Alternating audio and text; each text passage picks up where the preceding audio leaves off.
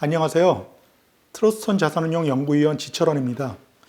오늘은 트러스톤 자산운용의 ESG 펀드를 운용하는 한규민 매니저를 모셨습니다. 안녕하세요. 네, 안녕하세요. 투자자들이 그 ESG, 즉 환경보호, 사회적 책임, 그리고 기업의 지배구조가 중요하다는 것을 점점 인식하기 시작하는 것 같습니다. 기업의 ESG 등급을 살펴서 투자하는 펀드가 ESG 펀드죠? 네. 그런데 한규민 매니저는 지금 말씀한 그 세 가지 요소, 환경, 그다음에 사회적 책임, 지배구조, 이 중에서 어디에 중점을 두면서 ESG 펀드 운용을 하려고 생각하고 있는 건지요? 저희가 이번에 펀드를 출시를 하면서 이제 어떠한 펀드가 정말 투자자들께 도움이 될까라는 점들을 많이 고민을 했습니다. 개인 투자자분들과 이제 만나서 얘기를 해보면 이제 가장 억울할 때는 경기도 좋고 이제 기업도 잘 골라서 실제로 펀더멘탈이 굉장히 괜찮은데 실적도 잘 나오고, 근데 이 후진적인 기업 지배구조, 이 거버넌스 때문에 이제 대주주의 어떤 사익 편취나 혹은 이제 뭐 일감 몰아주기, 토잉세라 불리는 그런 행위들, 혹은 이제 승계를 앞두고 있어서 이제 주가가 올라가는 거를 부담스러워하는 그런 상황들, 이런 점 때문에 이제 주가가 제 가치를 받지 못할 때 가장 이제 억울해 하시더라고요. 저희는 이러한 이 투자자들의 니즈를 좀 대변하려는 이제 펀드를 준비를 했습니다. 그래서 이 가버넌스에 초점을 맞춘 ESG 펀드이고요. 전략상으로 분류하면 행동주의 펀드가 될 것 같습니다. 지금 말씀하신 대로 내가 산 주식만 주가가 안 오르면 억울하죠. 네. 주주의 그 답답한 마음을 대변해 주는 게 어떻게 보면 행동주의 펀드잖아요. 적극적인 주주 활동을 통해서 그럼 뭘 얻을 수 있는지, 또 주주는 결국은 이 목표가 수익률이 될 텐데요. 어떻게 생각하시는지. 네, 맞습니다. 그 보유 자산이 풍부하고 이제 실적이 괜찮음에도 불구하고 이 저평가된 기업들이 있습니다. 이런 기업들이 말씀드린 대로 보통 이 거버넌스가 굉장히 안 좋은데요. 사실 개인 투자자분들이 이제 주주 활동을 하고 싶어도 사실 그 방법이나 아니면 어떤 그 절차에 대해서 사실 모르는 분들이 대부분입니다. 그리고 이제 얼마나 내가 지분을 갖고 있어야 되고, 혹은 이제 어떤 절차를 밟아야 하는지, 그런 것들에 대해서 정보가 이렇게 클리어하게 나와 있는 경우가 많지 않습니다. 반면에 이제 저희 같은 기관 투자자들은 이런 주주 활동에 대해서 연구를 또 많이 하고 있고, 그런 것들이 조금 더 수월하다 보니까 아무래도 이제 의지만 있으면 할 수 있는 환경이 갖춰져 있다. 물론 지분율도 그렇고요. 라고 볼 수 있겠고요. 그래서 그러한 기업들에 대해서 이 가버넌스 부분을 개선해 준다면 저희가 적극적인 주주 활동으로 이제 기업의 어떤 사익 편취와 이제 일감 몰아주기를 막고, 그 다음에 이제 주주 친화적인 정책들을 세울 수 있도록 도와준다면 이 주가는 제자리에 수렴할 것으로 생각을 하고 있습니다. 결국은 주가에 긍정적인 영향을 줄 것이다. 뭐 이런 정도로 해석하면 될 것 같은데요. 사실 그 개미 투자자들이 행동주의 이 전략을 쓰기는 쉽진 않죠. 맞습니다. 행동주의 전략이라고 하면 생각나는 게 대표적으로 한진칼 경영 참여를 한 그 모 펀드가 생각이 나는데요. 근데 우리나라에서는 이 행동주의 전략에 대해서 약간의 그 회의적인 시각도 있는 것 같습니다. 찬반이 팽팽한 것 같은데요. 행동주의에도 다양한 전략이 있는 것으로 제가 알고 있거든요. 트러스톤의 ESG 펀드는 어떤 전략을 택할 생각이신지요? 네, 맞습니다. 그 국내에서 이제 가장 잘 알려진 행동주의라고 한다면 말씀해주신 그 K모 펀드의 이제 사례가 있겠는데요. 이제 물론 그렇게 기업의 이제 지분율을 늘려가면서 경영에 참여하고, 그다음에 이제 경영권 확보까지 나가는 모습도 행동주의 한 전략이겠지만, 실제로 이 글로벌리 보면 행동주의에도 굉장히 다양한 전략들이 존재합니다. 꼭 이제 경영권을 뺏는 경우가 아니더라도 이 기업과 이 파트너 관계로서 이 기업 경영에 도움을 주는 이 제안들을 하기도 하는 그런 윈윈, 이 기업과 투자자의 윈윈 전략을 추구하는 펀드들이 굉장히 많습니다. 실제로 저희 그 옆나라 일본의 사례를 보면요, 일본 같은 경우에는 행동주의 투자 자금이 굉장히 빠르게 올라오고 있는데 그러한 자금들의 이제 그 성과들을 보면 뭐 소니나 올림푸스 같은 케이스들이 대표적일 것 같습니다. 이 기업들이 이제 보수적인 기업 문화가 대부분 많이 있고 일본도 마찬가지로 그런 것들 중에서 이 비수익성 사업부들에 대한 매각이나 아니면 이제 배당 정책의 상향 등을 이제 투자자들이 굉장히 적극적으로 요구하기 시작했거든요. 그러면서 이제 주가도 같이 많이 오르고 그러한 사례들이 굉장히 많이 늘었고 아마 이제 다음 시장은 한국이 되지 않을까 저희는 보고 있습니다. 네, 일본의 행동주의 투자 자금의 그 투자 액수 추이를 보니까 뭐 2009년에서 2019년 10여 년 사이에 대단히 많이 는 걸 볼 수 있는데 특히 뭐 2012년에는 1조 엔도 채 되지 않던 행동주의 투자 자금이 2019년에는 3조 중반대, 3조 5천억 엔 정도의 규모로 크게 늘었나요. 그런데 이 ESG 펀드가 대세라 그래서 가입을 하다가 보니까 대부분의 펀드가 그 벤치마크, 뭐 대부분은 이제 코스피 지수가 될 텐데 여기에 추종하는 펀드와 성과나 또는 뭐 그 편입 종목에서 큰 차이가 없다 이런 생각을 할 수가 있는데요. 그렇다고 하면 꼭 ESG 펀드에 투자해야 되나 이런 생각을 이런 의문이 들 수가 있을 것 같은데. 네, 맞습니다. 사실 국내에 지금 출시된 ESG 펀드들을 보면 대부분 이 코스피 지수를 이제 벤치마크, 그러니까 이게 벤치마크로 하고 있다고 하면 이제 지수와 이제 비교하는 그런 펀드들이 대부분입니다. 그러다 보니까 뭐 펀드마다 이제 성과의 유의미한 차이도 크게 나타나고 있지 않고요.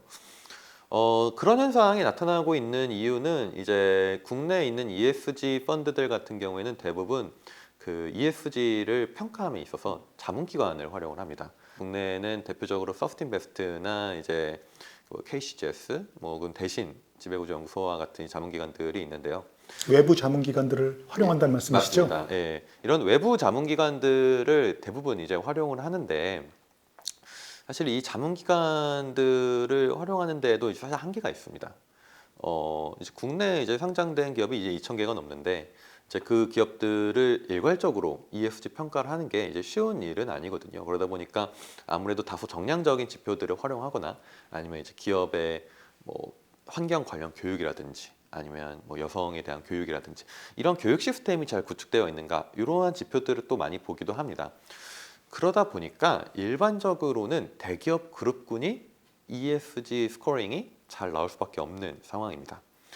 물론 이제 대기업군들이 그만큼 더 준비를 많이 하고 있는 건 맞는데 이제 저희가 보면서 아쉬웠던 점들은 실제로 중소기업 중에서도 ESG에 대해서 적극적으로 준비를 하고 있는 회사들이 많음에도 불구하고 그 가치가 제대로 반영되고 있지 않은 회사들도 굉장히 많다라는 겁니다. 그렇다면 지금 얘기를 듣다 보니까 한규민 매니저가 운영하는 펀드는 다른 ESG 펀드하고 평가 방식이 좀 다르다. 외부의 평가에만 의존하지 않는다. 이렇게 들리고요. 그 다음에 또 하나는 그렇다고 하면 자체 평가 능력을 가졌다는 말로도 들리는데 그런 평가 역량을 트러스톤이 가지고 있는지 이런 질문을 드리고 싶습니다. 저희가 지금 자체 평가 시스템을 구축을 해놨고요.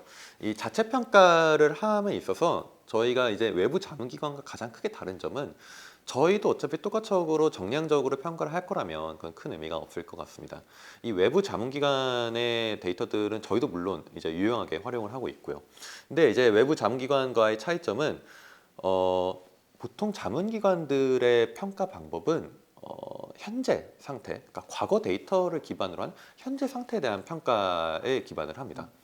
그러니까 과거에 이 회사가 얼마나 탄소를 많이 배출했는지 혹은 이 사회적 환원을 얼마나 했는지 주주의 환원을 얼마나 했는지 이런 것들을 가지고 평가를 하는 건데 저희가 연구한 이 자체 개발 평가 방법에는 각 기업의 이 ESG 요소를 이 미래 시점을 중점으로 평가를 합니다. 그러니까 앞으로 얼마나 좋아질 건가에 중점을 준다는 말씀으로 들립니다. 맞습니다. 그러니까 이 기업의 ESG가 현재 시점부터 향후 얼마나 좋아질 수 있는지 즉 단순히 이게 정적으로 보는 개념이 아니라 향후 이 변화를 볼 수 있는 이 플로우 개념으로 저희는 ESG를 평가를 하고 있습니다. 그렇다면 앞으로 ESG 등급이 어떻게 변화될지 측정하는 것이 펀드를 운영하는데 굉장히 중요한 요건이 된다 이렇게 들리는데 설명해 주시겠습니까? 주가의 팩터가 뭐냐라고 봤을 때 사실 가장 전통적으로 그리고 많은 사람들의 공감을 받고 있는 요인은 단연 실적일 겁니다. 실적이 잘 나오면 회사가 주가가 좋다. 이거는 이제 불변의 진리라고 볼 수 있겠죠.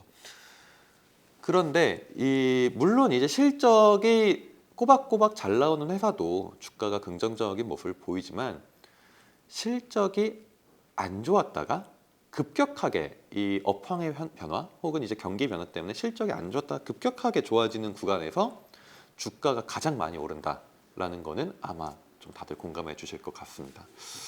ESG도 이와 같은 요인이라고 생각이 듭니다. 앞으로의 주가를 설명하는 데 있어서 실적뿐만 아니라 ESG가 굉장히 큰 요인을 차지하게 될 텐데 같은 측면에서 보면 ESG 요소 역시 안 좋았던 회사가 좋아질 때 주가가 가장 크게 오를 수 있다라고 저희는 보고 있습니다. 그렇다면 트러스트온 ESG 펀드는 기업의 ESG 등급을 높이기 위해서 어떤 노력을 한다 이런 뜻인 것 같은데요. 앞서 언급한 적극적인 주주 활동 이것이 노력의 일종이라고 볼 수 있나요? 예, 기본적으로는 일단 저희는 기업이 자체적으로 ESG를 개선시키려는 그런 기업에 먼저 투자를 합니다.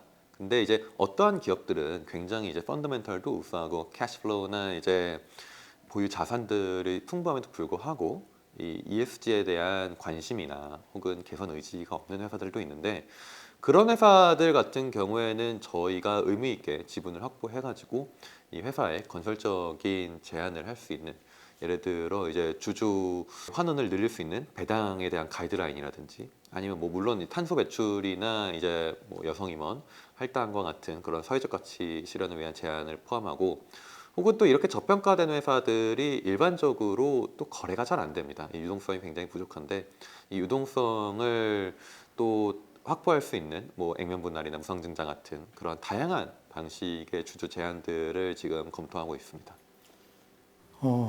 현재 주가가 좀 과열됐다 이렇게 보는 투자자들도 꽤 있는 것 같습니다. 예. 뭐 투자자들마다 생각은 다르겠지만 이런 투자자들한테 코스피 지수의 등락에 둔감하고 비교적 둔감하고 그다음에 시장 상황에 관계없이 수익을 추구하는 것을 목표로 한다.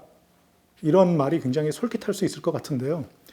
트러스트온 ESG 펀드가 가진 차별성을 다시 한번 정리해서 말씀해 주실 수 있겠습니까? 예, 저희 펀드가 가진 차별점은 일단 첫 번째로는 저희 자체적인 스코어링을 활용해서 이 기업의 ESG 등급이 앞으로 어떻게 될 것인가 이 미래지향적인 관점으로 본다라는 거고요.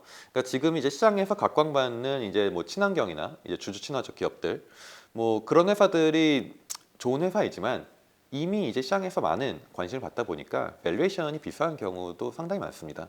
근데 저희는 그런 회사들도 좋지만 향후 미래 이제 1, 2년 안에 친환경 기업이 될 수 있는 그런 기업들을 선제적으로 이제 선별을 하겠다라는 데 가장 큰 차이점이 있습니다.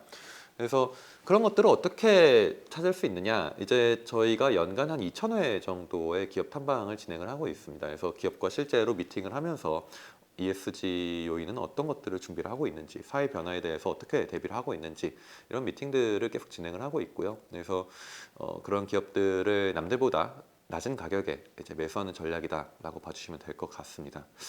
그리고 두 번째로는 이제 말씀드린 대로 이제 행동주의 전략이고요.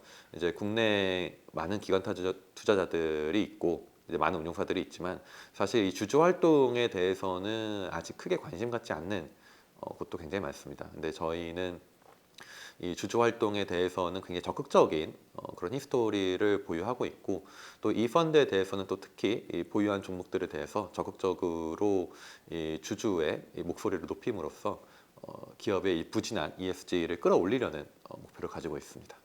사실 예전부터 트러스톤이 이 주주 활동이라는 측면에서 굉장히 화려한 경력을 가지고 있잖아요. 예. 뭐 그거에 대해서 좀 설명해 주실 수 있으십니까? 예. 뭐 많은 사례들이 있는데 대표적으로 보면 2013년에 이제 당시 그 자동차 부품 그룹이었죠. 이제 모 그룹 회사가 이제 비교적 재무 상황이 안 좋은 이 건설 자회사에 대해서 유상증자를 하는 일이 있었습니다. 근데 이제 그런 것들은 저희는 명백한 주주가치 훼손이다라고 봤고, 이 유상증자 발표 이후에 저희가 이 서울동부지검에 이 주급 납입중지 가처분 신청을 제기를 했었고요. 그러면서 물론 결국 유상증자가 이루어졌지만, 근데 저희의 이제 의견들이 받아들여져서 저희가 이제 외부 자문기관 통해서 이 추천한 이제 사회이사도 등록이 되었고, 그다음에 이제 향후 이 그 그룹이 이제 지주사 체제로 전환을 하는데 이제 긍정적인 기여를 많이 했습니다. 근데 이제 당시만 하더라도 이렇게 뭐 기업이 그런 주주 가치를 훼손시키는 액션을 한 거에 대해서 이렇게 법원까지 가서 소송을 제기하는 그런 건들을 진행한 한국 기관 투자자는 없었거든요. 굉장히 용기 있는 활동이네요. 네, 그런 점은 거의 저희가 업계 최초라고 봐도 될 것 같습니다. 예. 네, 지금 자료를 봐도 국내 기관 투자자의 의결권 반대율 5년 평균치를 보면은 트러스트원 자산운용이 전체의 한 2배 가량, 전체가 지금 4% 정도로 나오는데 트러스트원 자산운용은 8%? 예. 예, 이 정도 2배 정도의 수치가 나오고요. 2020년 한 해를 봐도 전문 운용 기관 투자자의 의결권 행사 현황을 보면 트러스트원 자산운용이 뭐 단독 1위, 예, 가장 많은 의결권 행사를 한 것으로 나옵니다. 종합하자면 트러스트원 ESG 펀드는 ESG가 개선될 수 있는 기업이면 대형주, 중형주, 소형주를 가리지 않고 투자하고 네. 30개 미만 기업을 편입한 압축 포트폴리오를 구성하고 코스피 지수의 등락과는 민감도가 낮은 편이고 시장 상황과 관계없이 절대 수익을 추구한다. 이런 건데요. 네.